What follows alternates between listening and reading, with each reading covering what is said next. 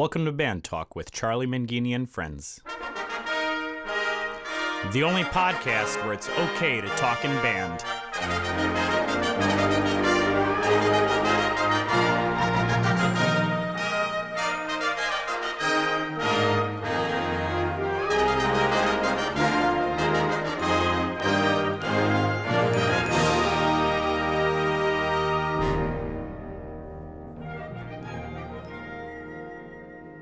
On this podcast, you will be able to hear conversations with some of the greatest names in wind band conducting, composing, and arranging. We'll also visit with great college, high school, middle school, and elementary band directors to get their thoughts on various aspects of being a band director. We'll have regular check-ins with instrument specialists, music dealers, and instrument repair professionals. And if that's not enough, we'll even have regular conversations with Dr. Tim, who will help keep us motivated. That's Band Talk with Charlie Menghini and Friends. And now, here's Charlie.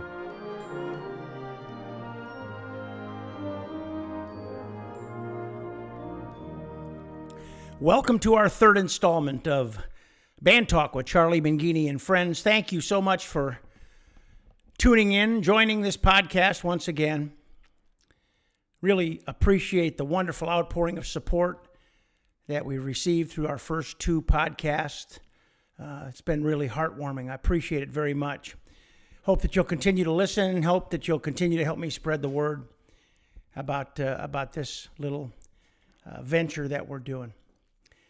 You know, we're really in a time of uncertainty right now. The coronavirus, teaching from home, all of those kinds of things. The whole world is in this time of uncertainty. But you know, uncertainty is something that we've dealt with our entire life. I remember back to the first time I was in third grade, my parents said, "You need to start to learn to play a trumpet.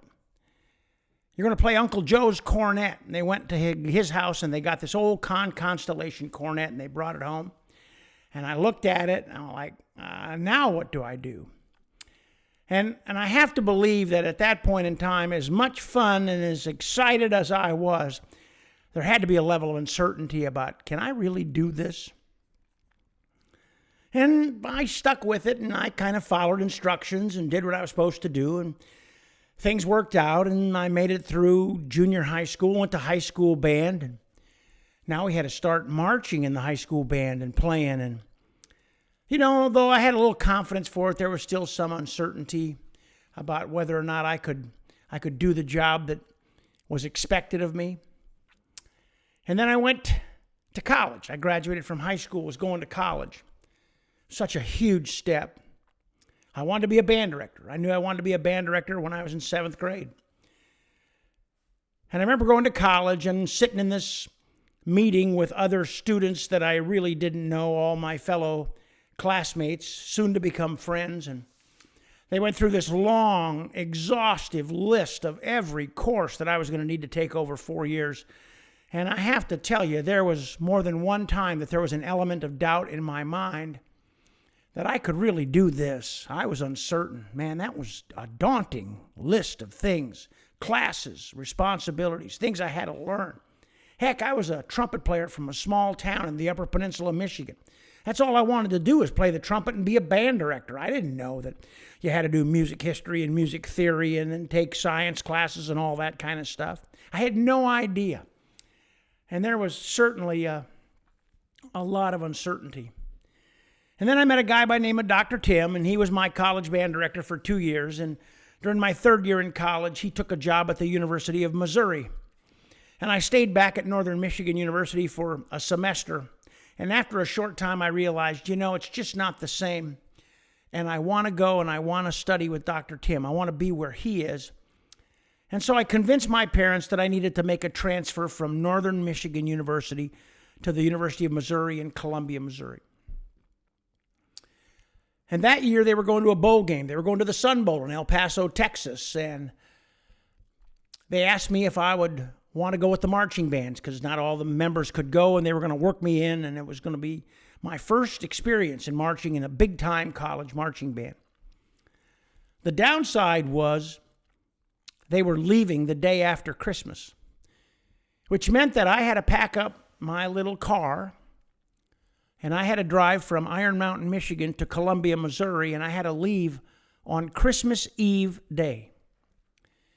Now, when you're 19, 20 years old and you're leaving home on Christmas Eve day, and you're listening to the radio, because that's kind of all we had in those days was a radio, and you're hearing Christmas carols and everybody singing, "Here Comes Santa Claus," and "I'll Be Home for Christmas," I can tell you that more than one time a little bit of doubt entered my mind. But I kind of hung in there. I made it through. And then graduated from college, and I was supposed to go to New Mexico State to be a graduate assistant for Dr. Tim, and stopped in at Columbia, Missouri, and saw the director of bands, Dr. Alex Pickard, who recently passed. Great man. Love the man. He said, "Menghini, what are you doing?" I says, "Well, I'm going to go to New Mexico, and I'm going to be Dr. Tim's graduate assistant." And he says, "There's a great job open in Kansas City." "Well, I don't really want a job." "Well, have you ever interviewed for a job?" "Well, no, I haven't interviewed for a job." He says, "Then you need to go interview, and I'm going to make the phone call right now." Well, a long story short, he made the phone call. I got the interview the very next day, en route from Columbia, Missouri, via Kansas City on my way to New Mexico. Did the interview, kept on driving, got to New Mexico, had a message, "Call this number in Kansas City." I called. I was offered the job. Called my parents. I said, "Mom and Dad, along the way here, I interviewed for a job in Kansas City, and I got a high school band directing job, and I'm supposed to be Dr. Tim's graduate assistant, and I really don't know what to do." And my dad says, "Take the job. That's what you've been preparing yourself for. That's what you wanted to do. Take the job." So I jumped in the car the next morning, and I drove back from Las Cruces, New Mexico to Kansas City, and I took my first high school teaching job. 18 years later, and in my second high school, I wanted to teach college, and I applied for a job in Chicago, and I got the job at Vandercook College of Music, uprooting my wife and myself from two fantastic teaching positions to take on a job at a college, not really knowing what to expect. There was more than one time there was a little element of doubt. Whether it's been a job, whether it's been a relationship that we've decided to pursue, going to college, we've all been full of uncertainty in our lifetime. There have all been times when we've been uncertain as to what to do. Am I going to be able to do this? And in other cases, there have been people that we've been able to call, people who have been through it before, said, "Hey, what do you think? What should I do?" And as much help as that was, the thing that really sustained us was a deep hidden knowledge somewhere in the back of our head that we've been working our entire life to do what we're supposed to do, that we're prepared, and that we take that opportunity of uncertainty and we say, "Man, there is just no alternative. I'm going to make this." And that's what we've done. We've believed on our inner strength. We've believed on our experiences. We've believed in ourselves. So as we're starting week 2 or week 3, teaching our kids from home, that's what we have to do. We have to believe in ourselves. You have to know that you're going to give it your best. You have to know that you have to do something. You're going to reach out to those students. You're going to make some mistakes. Some things are going to work better than others. But in the end, you're going to succeed. You're going to make a difference. You're going to continue to keep kids involved in music. You're going to get kids excited. And they're going to be excited for music. But more importantly than excited for music, I think, they're going to be excited because they have the opportunity to hear from you. Whether it's an email, whether it's a webcast, whether it's a phone call, whether it's a written note, the fact that they have the opportunity to hear from you is going to light a spark. It's going to help them to keep their hope. It's going to help them deal with their uncertainty that they're having at this point in their life. So as we move ahead, just trust yourself. Do something. Give it a chance. Make a mistake. Reload. Retool. And try it again. And eventually, it's going to happen. We're going to get through this. Together, we're going to get through this. I just feel it. Feel it in the bottom of my heart. I feel it because I've met so many teachers throughout the country. Band directors, choir directors, general music teachers. I've met so many. And every time I meet them and I have an opportunity to talk to them and look in their eyes, I know they really want to do it, just like you do. You really want to do it, and you're going to do it. And I have every belief that you're going to be a success, and we're going to get through this together. On today's podcast, we're going to have a little conversation with Dr. Tim here to kick it off. And then just before this whole coronavirus thing began, I had a wonderful conversation with Gary Green. Gary's the retired director of bands at the University of Miami in Coral Gables, Florida. I've known Gary for a long, long time, and he has played a very important role in my growth and my development, and he's still a guy that I call. I've got him on speed dial so that I can get to him and pick his brain and ask him, hey, what do you think? He gives a wonderful, insightful, deep conversation. He opens up his soul to us a little bit. It's a wonderful conversation. I hope that you'll enjoy it. So that's going to be Band Talk, Volume 3. Thanks for joining us. We'll be back in just a second.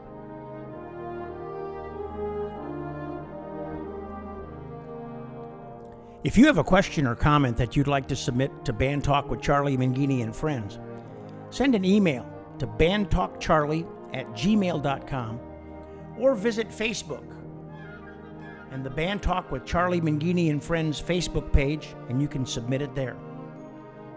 We'll be answering questions in our next podcast, podcast number 4, which is set to air the week of March 30. Thanks for your interest. Hope to hear from you.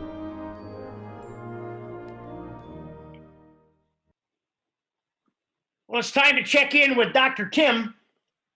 We're week 2 into life upside down with the old coronavirus, and hopefully he's going to give us some thoughts and ideas that he has. So, Dr. Tim, welcome back to Band Talk. Thanks, Charlie. What you got up your sleeve, buddy?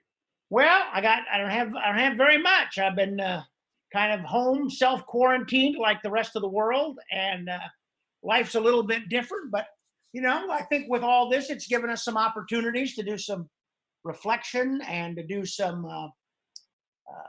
thinking about how we connect with kids and teachers. And one of the things I saw yesterday was a wonderful video that you put out, I guess through the work of Con Selmer and Hal Leonard. I thought it was really great. Really well done, Tim. Appreciate it. So are those going to become a regular feature that they send out every week or two? Well, I think, I don't know is the answer. There's certainly been talk about it. I think everybody's just going day by day, don't you? Yeah, I think so. And hopefully it'll pass sooner than rather later. Yeah. I mean, when you talked about some of the things, I mean, not to look for the silver lining in the cloud, but this has certainly upped the value of technology, to create virtual band rooms or play duets, and the time that people have to do this now, where they're not running around into each other. So again, not to pour sugar on this, but we can still keep making music, I think, don't you? I think so. I hope so. One of the big, I think, takeaways from this is something this guy, I've seen him do a lot of seminars and workshops and speaking at state conventions. Dr. Tim or somebody like that. He's talked about the importance of communication, and I'll tell you right now, communication is everything. That's the only thing we're able to do right now. Well, yeah, and from my perspective, which with a quarter of my perspective, you can't get a Coke out of a machine, but I think that the communication is the mortar between the bricks. and we got to have a lot of mortar right now to keep the bricks held together. But we can do it. You know, this may be an advance for some people to take that step forward with communication that they otherwise would never think about doing. Absolutely, and it's things I think we should have been doing all along, and things that we just take for granted. We assume that we're going to see somebody. We assume this is going to happen. Well, we can't make that assumption right now because we can't see them. Right. So, right. You know, and go ahead. No, please go ahead. Well, I was going to say this may change when we come out of this, which I think we will. I think we'll come out even stronger, to be perfectly honest. But we'll come out with a whole bunch of new tools that we can use that otherwise would never have, you know, come to the landscape of our thinking. So yeah, I sure hope so. And maybe revisit some of the old tools that we have. Well, yeah. You know, I mean, you just added a few more wrenches that you can, you know, when you say, well, I can't because. No, wait, hang on. Remember that time that we couldn't even go out of our houses? We still kept things going. So, yeah, we can make it work. We're humans. Yeah, I've been doing a lot more, and I've always tried to do some of this, but I've been doing a lot more lately with just the personal thank you note, taking out a pencil and paper and just writing something. Hey, I'm thinking about you. I hope you're well. You know, hang in there. If there's anything I can do, let me know.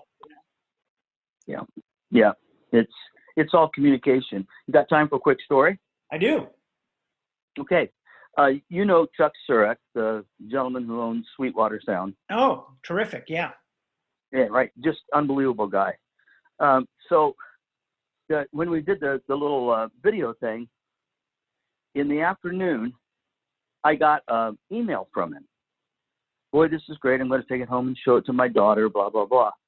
And you know what? When you're the CEO of a major company like that, you don't have to do that communication. But he did it. You know, he took the time to do it. Not only to watch the video, but to say thank you. If I need any audio equipment, guess where I'm going to go? and that's why they're the national leader. Absolutely. You know, absolutely. It becomes part of our culture. I mean, that's his culture. That's what he does. You know, yep. And if we make that part of our culture, that's going to help us succeed in whatever we do as well. Well, and you know, everybody's like, oh, well, what's going to happen, you know, with the people that don't have technology and are not, they can't get to it or whatever. Well, the post office is still running. Yeah. You just lick the back of that stamp and paste it on. It'll stay. Yeah, and if worse come to worse, pick up the phone and give them a call. Well, for heaven's sakes, yes. You know, I still think next to face, next to me standing, you and I looking at each other, this is the best we got right now. Absolutely. And it's so much better than text messages. Well, you can make an email or a text. You can put anything around it and make it say about whatever you want it to say. And the problem is it doesn't have any music with it. I'm with you there, buddy. There's no music in a text message. There's no music in an email. You know, when you can hear the inflection in somebody's voice, you hear the energy, you hear the sadness, you hear whatever you hear. That's the music. And that's what we teach. It is. It really is. I mean, regardless if you got a horn to your face or you're playing your drums or whatever, that's an extension of what you feel at that time. Yeah. So that's why we have to keep it going, buddy. Yeah. Well, Tim, on the podcast that we're going to be doing today, after we get done, people get done listening to our little conversation here, I got a wonderful interview I did a couple of weeks ago with Gary Green. Oh, yeah. And Gary speaks so highly of you, and we recall the time that you assigned me to be his roommate at Bands America in Whitewater, and how that really changed both of our lives, you know. That was a win-win. Oh, it sure was. So I can't thank you enough. And boy, Gary has just he always speaks from the heart. So this is a really wonderful interview conversation that we had. So I know people are going to love it. You're having really good luck with this podcast, aren't you? I'm just having a ball with it, and I'm being able to connect with a lot of people and a lot of friends. And you know what I've kind of done, Tim, is I've taken a look at my address book that's on my computer, and I'm just kind of going down one by one, and the people, you all have a priority list. I mean, these are really special people, and these are sort of special people, and I'm trying to reach out to them and contact them, and just try to stay in touch. Let people know that they're being thought of. I think that's important. Yeah, I think it's everything. Yeah, that's when it's going to keep the boat afloat, for sure. Dr. Tim, thanks for coming on. Thanks for spending some time with us. I hope to talk to you again real soon, and God bless you. Stay safe, okay? Okay, take care, buddy. I love you, pal. I love you too, man. Bye-bye. Bye-bye. Dr. Tim Watsonheiser, there's none finer in the world, ladies and gentlemen. I'll tell you what, he is the real deal, and I love him to death. He is like my brother. He is my brother. So we'll be right back with Band Talk with Charlie Menghini and Friends. Band Talk with Charlie Menghini and Friends is made possible through the support of Hal Leonard, Eastman Musical Instruments, and Vandercook College of Music. It's great to have my dear friend joining us from the Sunshine State of Florida, Gary Green, retired director of bands at the University of Miami. Gary, how you doing today? I'm very good, Charlie. Thank you. You in Miami and you on the golf course somewhere? Well, I was just going to mention that I should be, but I'm talking to you. You probably have a game lined up later today, don't you? No, not today. Maybe tomorrow morning. Okay. Oh, that's cool. That's cool. Listen, man, I appreciate you you spending some time with us and chatting. It means a great deal, because you've had quite a career, buddy, and you still have quite a career. I know you're really, really busy. And you grew up in Sapulpa, Oklahoma, and your high school band director was directed by the legend, Mr. George Bright. What do you remember from those days, Gary? Well, it's like all things as you go through your career, things become. It's almost like you can begin to think about something that you've done in your career, but it's difficult to take it all in at one time. But what I've noticed, Charlie, is that things become clear to me, but they're in shorter kinds of spurts. I'll be thinking about going to conduct somewhere or do something, and I'll remember what Mr. Bright would do in a certain situation as he would teach us and lead us. So it's not like I think of it in broad terms, but instead I think of it often just about every day. But he was, as you say, a great man. I don't know that he would ever consider himself a legend. He was a blue collar worker. He would show up and stay late, but the thing is, he showed up every day, and he was a relentless teacher, and he was dedicated to learning about what he needed to do and how he felt about teaching. So I think from Mr. Bright, I learned a lot about just, if you want to do this, how badly do you want to do it? A matter of fact, I'm sure of it. Well, I remember meeting him. I had been teaching for a while, and I was doing a thing at the University of Arkansas for Eldon Jansen, and Mr. Bright was there, and he was revered by the people that were in attendance. I mean, he was a legend in Oklahoma during his time. I mean, he had some of the finest bands around, at least to my knowledge. I don't know. Yeah, he was everything to me, Charlie. I had a situation where my father really was not around much when I was growing up, and I think Mr. Bright, in many ways, took over that kind of a role model for me. But actually, that was second to what he taught me. Not very many people know it, but Mr. Bright had serious physical attributes that would cause anyone else to not be a band director or not do anything that would cause them to have to work long hours and go on trips with kids, such as to contests or festivals or whatever. But he had serious things that on a normal person would cause them just to cease to exist in that kind of a function. I don't think I want to go into much detail about it right now. I could, but probably at another time. But just understand that these things would, for you or me, for sure me, would cause me to really consider doing something other than being a band director. So when I saw him many, many years later, after he had retired, he was in a nursing home. And he told me about these afflictions that he had suffered from his birth.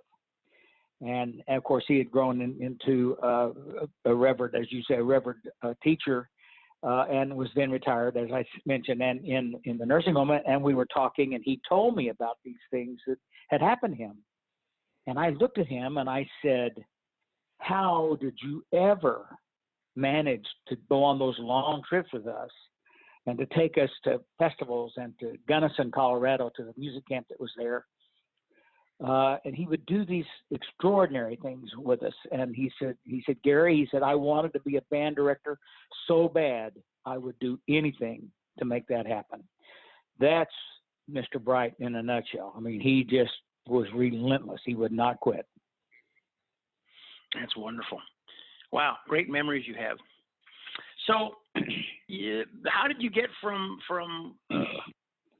Sapulpa, Oklahoma, to your first job in Weiser, Idaho, Gary? So fill in the blank for us there. Well, that's I think when I was very young, before high school, before elementary school, really, my earliest memory of wanting to be in band was after the homecoming parade in downtown Sapulpa. And Mr. Bright was not the band director then. It was a guy by the name of Garth Brooks. No, not Garth. Garth Blake. Garth Brooks is the other guy. But he had friends in low places, Blake, right? yeah, he does. but Mr. Blake was a high school band director, and I really I knew him because of family occasions with my grandmother, where she would do some work for him actually. And so I saw the band march in the homecoming parade, and I thought, man, that's really cool. I was just a little guy, maybe fourth grade, maybe. And I remember seeing the trumpet and thinking, boy, that's the coolest thing ever. I'd really like to play the trumpet. But that's my earliest memory of wanting to be a musician or wanting to be in band. I didn't know I wanted to be a musician. I just wanted to be in band. And so it kind of started there. And then I was, long story short, I did join band. I played French horn. Long story how that happened, and maybe not appropriate at this point, but got through high school, went to college in Edmond at Central State, and then after all those years at Central, I became a little bit discouraged as many young people will. I wasn't sure I wanted to be a musician any longer, and I wasn't sure what my path might be. So it was during Vietnam, Charlie, and I decided that I would not finish my degree, that I would indeed join the service and serve during Vietnam. And so I did that. And I knew within minutes of arrival at basic training that I really missed music, even within minutes.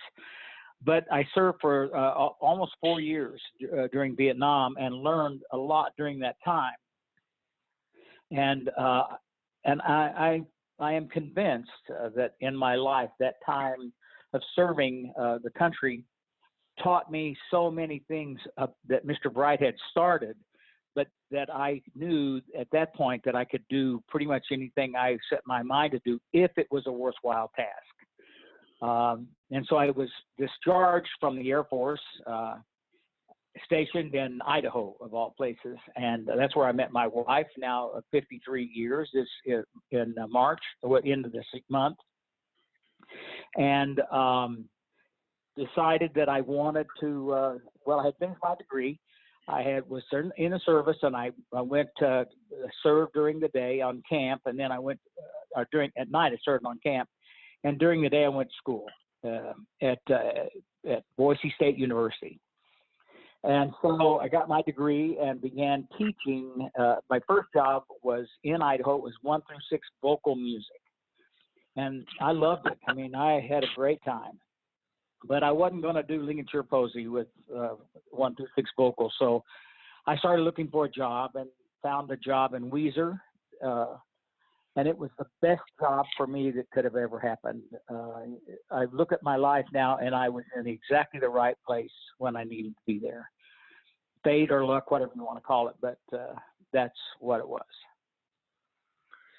So from Weezer, you went to Centennial High School in Boise. No, it was Caldwell High School. Caldwell High School. Caldwell.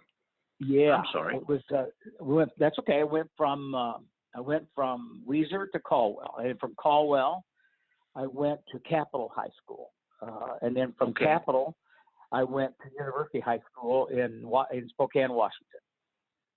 So as you move from position to position, what was your motivation in doing so?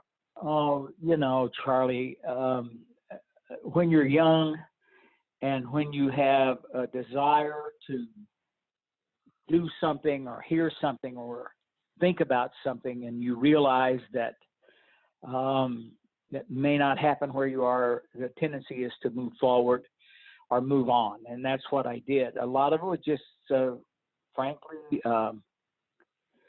ego driven, and I wouldn't say it was a mistake because it has given me the life that I've had, which I would not trade or change in any way. But initially, it was pretty much about me, and it was pretty much about wanting to be the world's best band director. That's the bottom line. So you had a nationally recognized program in Spokane. I remember you brought them to the summer Bands Emeritus Symposium, and I think a year or two later, our mutual friend Tim Lotzenheiser was running Bands of America, and we were both on the staff. And I remember going to Whitewater, and Tim says, "You're rooming with Gary Green this week." And of course, I had a buddy, we both know Norm Rubling, and I wanted to room with Norm. And Gary and Tim goes, "No," he says, "you're not rooming with Norman. You need to meet Gary Green."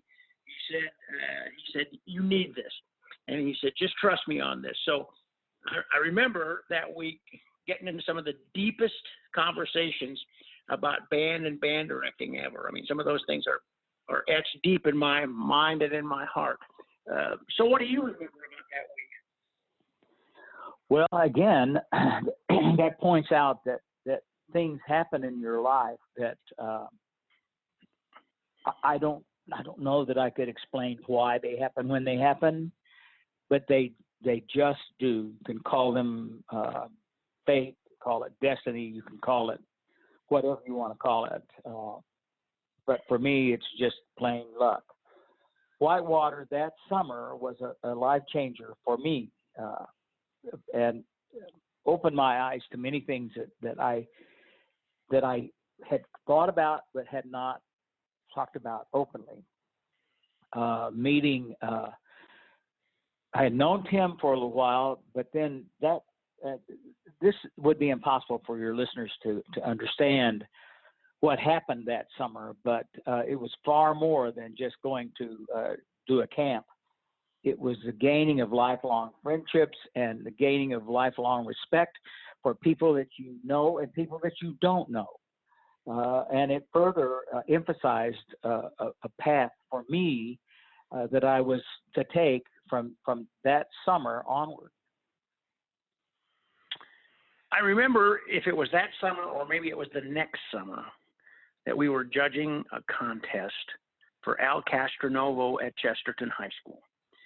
And we had driven over from Whitewater, and we got to Chesterton, and we're sitting in the parking lot of a Dairy Queen. And you've got this recording that you want me to hear. And so you played it. I mean, you were like so into this. You played it, and I remember there was no way in the world I could hang on to what I was listening to. I mean, it was just so far beyond me. But that recording said it led you in a new direction. You want to talk about that, man?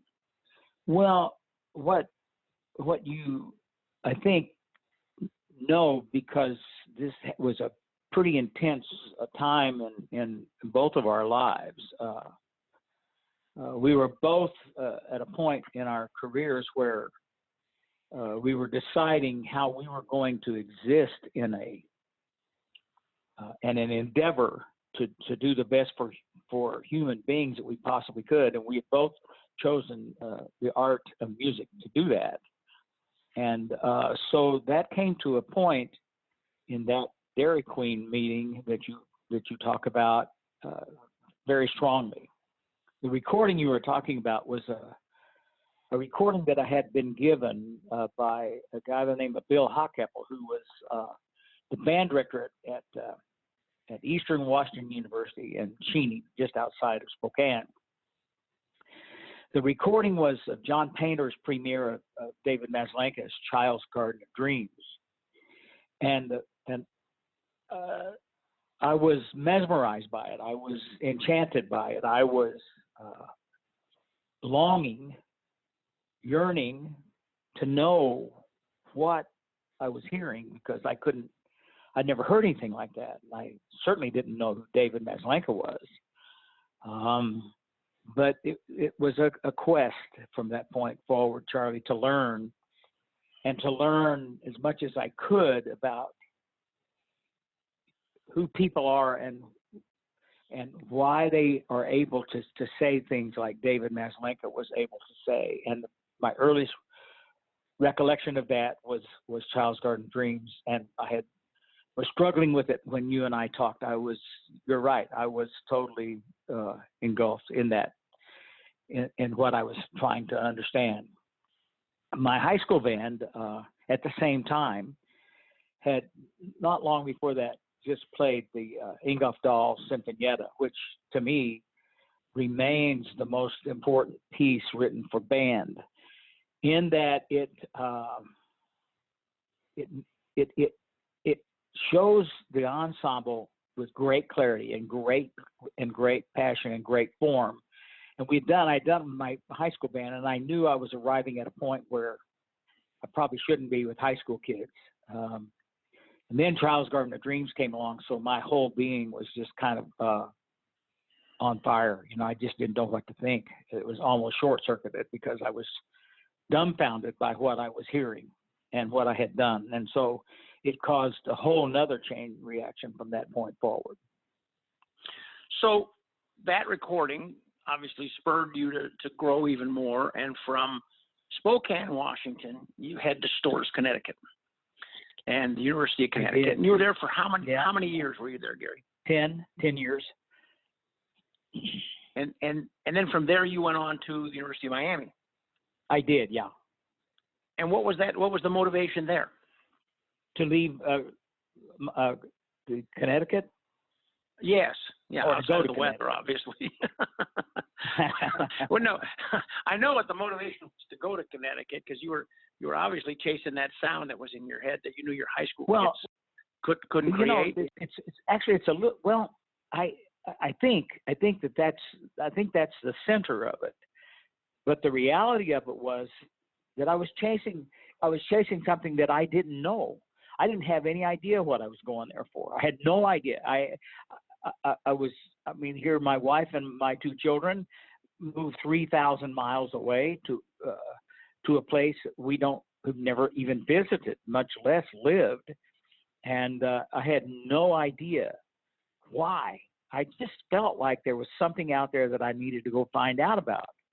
And so we went, and very quickly, I think that life kind of is like discovery of things you don't know you're looking for as you're looking for something. I don't know if that makes any sense to you at all, but you may have your eye on something, but it's the things that you learn while you're doing that, and you may not ever find the thing you were looking for, but you learn so much. So it's like, I don't know what's out there, and I am frightened by that, but I'm not so frightened that I'm petrified. I want to go learn. And so that's why I went, and thank goodness to have the love of my life support that was a blessing beyond description. But that's where 7 years after I got there, it's where I met David Maslanka. And the reason that happened was, and I didn't know that was going to happen. I thought, well, if I go teach college, I can maybe someday do Child's Garden of Dreams. But then I got there and I thought, well, we can't do it here either. And so finally, after about 7 years, we did it. And so I went into my chairman's office. Her name was Dorothy Payne, one of the greatest people I've ever known in my entire life. I hope everybody that's listening will have someone in their life as strong as Dorothy Payne was for me. And so I probably was in her office asking for some money for something. Who knows? Maybe a new instrument. I don't know.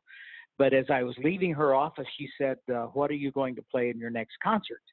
And I said, we're going to do Charles' Garden of Dreams. And she said, who wrote it? And I said, David Maslenka. And she said, would you like to have him here? And my heart just stopped. I said, well, how could that even happen? She says, well, it just happens that David and my husband were roommates together at Michigan State when they were working on their doctorate degrees. And I thought, isn't this something? So he came, and that's how I met him. And I think that's one of the reasons why I was there. But there were many, many, many others. I mean, more numerous than I could ever speak of. But that's where that relationship with David started, was right there. That's amazing. And so you went from there. You went from there to Miami. Then after your 10 years in Connecticut. And what was the motivation to go to Miami, Gary? Well, again, I was seeking. Listen, from that 1 through 6 vocal course that I had all those decades ago at Mountain Home, Idaho, to the exact moment of teaching at U High or Capitol or wherever, all those people that I've worked with, and all those people that have given so much of their life to the art of music are important to me. So I don't ever want to sound like, well, I'm going from one place to another because I have a better opportunity to get better or to have a better student. It's not true. However, the resources that Bill Hipp talked to me about at the University of Miami were impossible not to look at, examine carefully. And so because of Bill Hipp and the Associate Dean, Nick DeCarbo, when I went for an interview, I took that job. I called Peg after the first day of auditions at Miami, and I said, we're not coming. This is not for us. And then I talked to those guys, and then I knew I wanted it really bad because I wanted to work with them.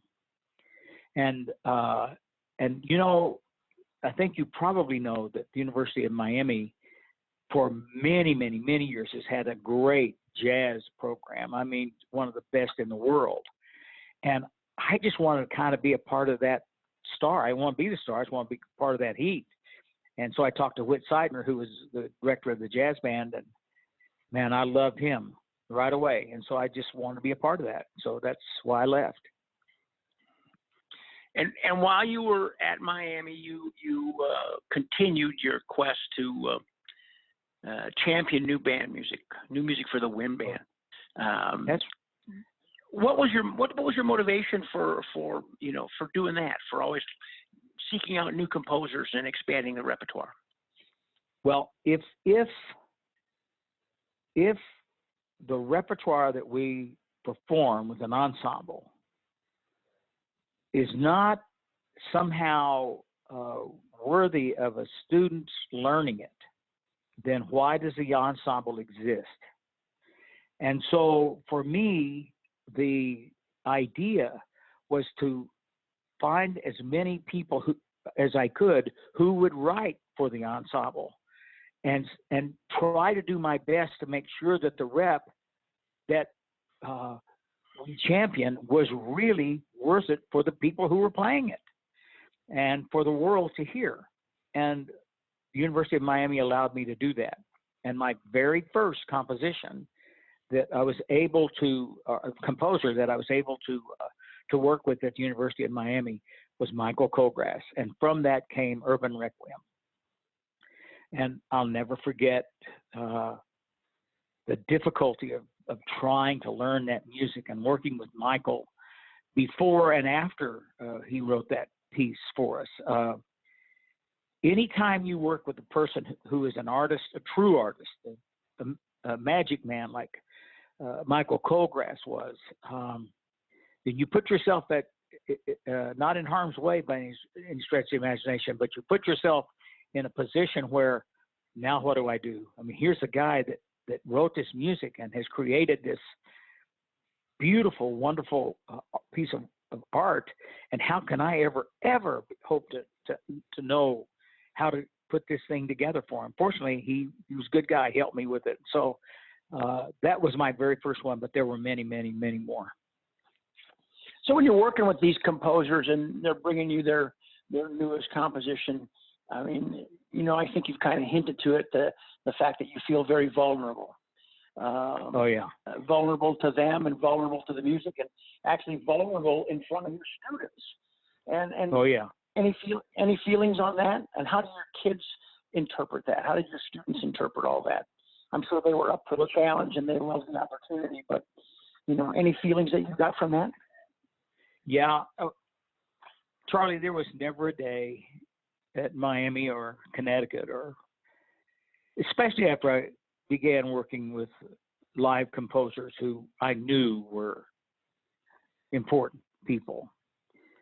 I mean, what if I would have been alive during the time Mahler was on the earth? Would I have tried to find him and talk to him and hear him, or just be around him, just to try to absorb some of the fallout of what they might say? What would it be like to be around that? And so I didn't want to miss the opportunity, just because I wasn't, I didn't feel capable of handling always the things I was going to be asked to do. But that didn't matter to me. I still wanted to know what they wanted to do, and I would do whatever I had to do to learn it. I'd do whatever. I'd spend the hours. I'd spend the time, and do my best to offer them a performance that would be worthy of their work. And so the students, I mean, I've been really fortunate to have great students in my career. And I think of them often, and I understand what they gave to me, and I don't take that lightly. I mean, I am in their debt forever, and they are the ones that caused this to happen. Really, when you get right, because without them there wouldn't be any sound, right? So so right. They had to give up a lot. I mean, I remember. I told the kids with Urban Record, we were going to record it. And one of the kids came up to me early in the process, where can we get a recording to listen to this? I said, you're going to make it. And so it was like the kids were just part of the scheme the whole time. Yeah, I was with Frank Kelly last week, and after we recorded a segment for the podcast, we were having lunch, and your name came up, and he gave you the highest compliment, in terms of, he said, I've never met anyone that takes the art more seriously and has paid the price to study and learn and ask those hard questions of themselves than you have. I thought that was really neat of Frank to say that, and I agree with him. Well, he's a great friend, I mean, I've learned so much from Frank. I could go in great detail about things that Frank has taught me. But I was lucky. I've only done one transcription in my life, and that was his symphony. And it was hard. It took me 3 years to do it, because I was teaching at the time, and I was trying to put it in finale, and there were a lot of things going on, but he helped me and stayed with me the whole time. And I'm proud of that effort, but without him, it would not have happened. So you've been around all these composers, you've worked with them, and when you and I chat, and we get into that kind of topic, it just seems like you developed the closest bond with David Maslanka. Can you share any of that history, that conversation, those feelings that you had towards David, what he did for you, what doors he opened, what things he let your mind reach out and grab? Man, he was. That's a tough one, Charlie, because I've thought about this a lot. I've learned more about music from David than anybody. But if you were to ask me to write a book about it, I couldn't do it. It's the things that every single day he would when we would have a rehearsal, he would say something to the ensemble or write something in a letter to me or something. But it was like the music that he wrote spoke to me so clearly and so passionately that I wanted to know more about it.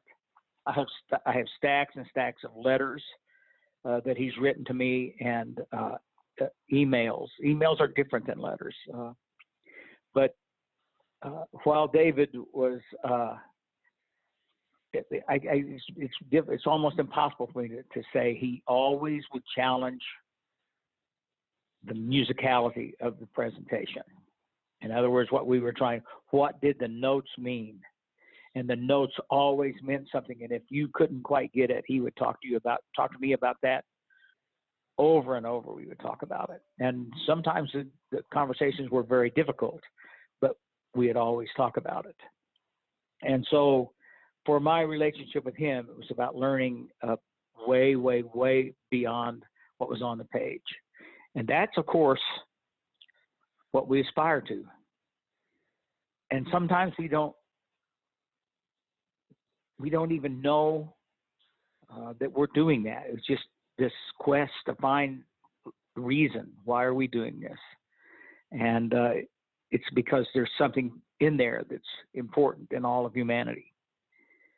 Or it can be just another piece. That's never the case. But while David was, I was closer to him than anybody. And I couldn't begin to tell you other people. I mean, there's so many, Charlie. There were a lot of guys and girls that have really taught me so much. And the cool thing about you is that, man, you hold all of those relationships so very, very special. I mean, I had a situation last week. I had an opportunity to conduct the Kansas All-State Band, and one of your students, Tim Shade, who's the director of bands at Wichita State, was there, and he was kind enough to come over and serve as another set of ears in my rehearsal, and to listen to him talk about you and the influence you had on him and the relationship was just so heartwarming to me. I mean, because I know you so well, and I know there's tons of those people around the country, so I think that's really cool. Well, I appreciate knowing that, but I do know that in the case of Tim, he brings a lot to the table every time he steps up, every time. So I think he gave me far more than I ever gave him. So speaking of bringing it to the table, I've had the opportunity to have you clinic and guest conduct my bands. In fact, when I was at Winnetonka, when I was at Olathe North, when I was at Vandercook, and every time you stepped on the podium, you always brought the heat, So when you step, you do, and the kids instantly gravitate to you, and you've got them in the palm of your hand, within 5 seconds. I think it's the hair, but but beyond that, yeah. I think beyond that, what's that voice that speaks to Gary Green, the conductor, when you step on the podium, and what does that voice tell you to do? Oh man, Charlie, I wish I could. I wish I could answer the question because it's an honest question and it deserves to be answered. But I can't even. I can't tell you. I listen to the ensemble and I look at them, and then the next thing that happens is what can we do to offer something that might matter at this particular time. And so you just go to work. I mean, find a way. I think you have to bring to the podium a sound that you will accept, and something that try to get the outside to match the inside. And I think that's true, but that doesn't mean that can't change during the process, because it can. And I always with my kids at the University of Miami, man, like I said, I'd be just nervous, sick before every rehearsal, and because I didn't want to waste their time. But I wanted to give them. I would want to give them, or your kids, or wherever I was, I'd want to give them something that they could hang on to, something of value. And so it was different with every rehearsal. I can't. There was nothing. This is what I'm going to do. This point A, point B. I'm going to work on pitch now. I'm going to work on releases now. That's just not the way it happened. With me, it's kind of a process. You just dive in and go. So, last question here, because I know you probably got a tea time here in a few minutes. If you don't, it's raining out in California right now, so it never rains here. But I heard that on news this morning. Yeah. But so I'm listening right now. I'm a high school, middle school band director, and I'm just getting started, and I look up at those people that are teaching at the college and university level. And they go like, man, that's something I think I really want to do. What advice would you give that young teacher? What do they need to do? Well, number one is I taught nearly 20 years as a high school, middle school, elementary school teacher. So I understand that with great clarity. It wasn't like I just was born and off I go as a college band director. But what young people need to remember, and if I could give myself this advice, in retrospect, I would do it. It's going to take a long time to get to a place where you even know one thing well. Hours and hours and hours of dedicated work alone in the hopes that you can understand one thing. Maybe it's how to teach a clarinet, how to make a good sound, right? And what does a flute sound like, and can you play that on to demonstrate to your young players, or an oboe? And what you have to remember, you have a flute and an oboe, but if they play together, it's no longer a flute and an oboe, it's now a flobo. And there's billions of those combinations of color. So how long does it take to understand that there's color there that you can deal with, and where do you examine that in great depth? And how do you get to the point where you can even hear that? Hours and hours and hours of dedication. You just, like Mr. Bright, man, you just go to work and never not show up. I mean, it's always, but each person will find his way. I'm not now, I wasn't as an adult teacher like Mr. Bright, but I found my way, and he gave me permission to do that by his demonstration of what he was willing to do. And then I wanted something that was in my mind. I wanted to discover sound and form and the things that matter to us on a day-to-day basis. And I'll say this too, to a young person: don't dismiss the importance of your family. If you have children, spend time with kids. Spend time with your family, or with friends. It's not everything is musical one way or the other. It's just how you look at the way you divide it up. For me, it was music and my family. And if I had to pick one over the other, my family every single time. Never a question.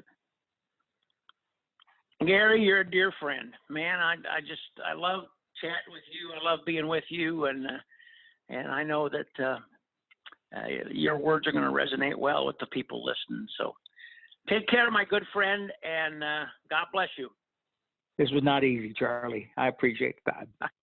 Well, thanks for digging so deep, Gary. You are the best. Buddy. After listening again to that conversation with Gary Green, I can tell you, I don't know of anybody that takes things so personal, has such a deep passion, a deep love for music making, for his responsibility working with music, with composers, working with musicians of all abilities. He is really something special. If you've never met Gary, I hope you have the opportunity to do so one of these days. I want to thank him for being on the podcast. I want to thank Dr. Tim for once again giving us some light at the end of the tunnel. And I want to thank you, our listeners, for joining podcast number 3 on Band Talk with Charlie Menghini and Friends. Next week, we're going to have a conversation with Frank Kelly. We look forward to you joining us then. We wish you a great week, and we'll talk to you soon. Bye-bye.